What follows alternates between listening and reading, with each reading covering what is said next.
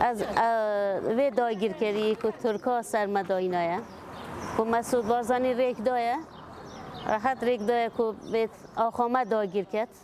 شرمزار کم که اردوغان راحت خود و آخدا ببینید و بیشتر مسعود بارزانی تو اودی تو کرد نینی تو حیوانی هاشای کرده هزار جا هاشا کرد کرن حیوانن و چه غیرت های ناکیفت است یعنی پینا هستید که اول چه قصه بیشتر من او نه سروکه نه والله او ناوی خو ندارم تا سروکه ما سروکه آپویه 23 سال سجنی باید بر خاطر مافی مروف بر خاطر ما بر خاطر جن بر خاطر ابروکه کنم جن شن راحت بجین راحت گر ظلام خوب آخبین خیانتش ظلام خو نبینین ام بو نتفاقو ام مسعود بارزانی شرمزار کن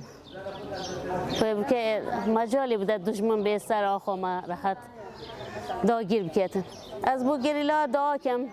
بو پکه که بو گریلا نتنه بو کره خو بو همی گریلا به فرقی انشالله بیشتریدا سر نویجش دعات کم بیشتریدا سر کفتن بینم برابر دشمنی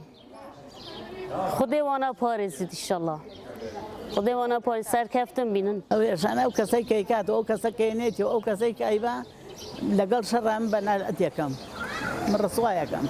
چون که اتاش یرم نوای که لطو که انا شهید ابن اکروزین هر کو مروفنو انسانو بشرنو والله تا خوار رسوان که خوی تأسین هر کسی ها کاری شربیه اگر نه نوری دیوی بیا یا خوای جوره خجالتی که رو رشته من دعواکارم لهمو جهان کوتاهی بش هموی هست برانبر بشر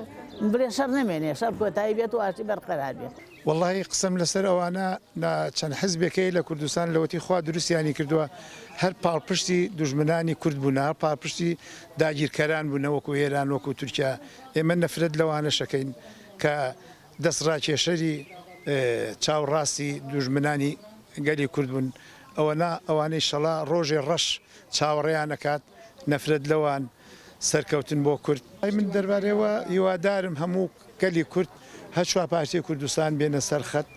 هەموویان یەک دەنگ بڕشێنە سەر جادا ئەوەی لە دەروی وڵاتە ئەوەی لە ناو شارە شەرت نییە هەر گەلی لا دیفاع بکە هەموو کورد لە ڕاست خۆیەوە ئەگەر بە یەک کەلیمە قسە بێ ئەبێ بە لای کێ بێ بە کەلیمەی قسە بێت تۆ ئەبێ هەڵوێستتە بێ ئەو کوردەی لەم کاتێ هەڵوێستی نەبێت من بە کوردی نازانم ئەگەر لەم کاتێ تۆ لەم کاتە هەڵوێست نەبێ ئەی تۆ کەی هەڵوێستتە بێ تورکیا داگیرکرد بە تەمایە هەچوا پارچەی کوردستان داگیرکات لەژێر سوڵتەی خۆی واوە تەمایە چەند حیزبێ کوردی هەیە ئەو بیباتە ڕێوە لەژێر سوڵتەی ئەردۆغانە بێ ئیشەڵا و ئاواتان نایەتە دی ئیشەڵا سەرکەوتن هەر بۆ کووردە ئێمە نەفرەت لەو کەسانەکەین کە چاوساغی ئەردۆغان و تورکیای فاشین بڕوخێت تورکیای فاشی بۆ خۆی و جەندرمە و جاشی هێزی گەل لە بن نایە شەهید بوون دکتۆرایە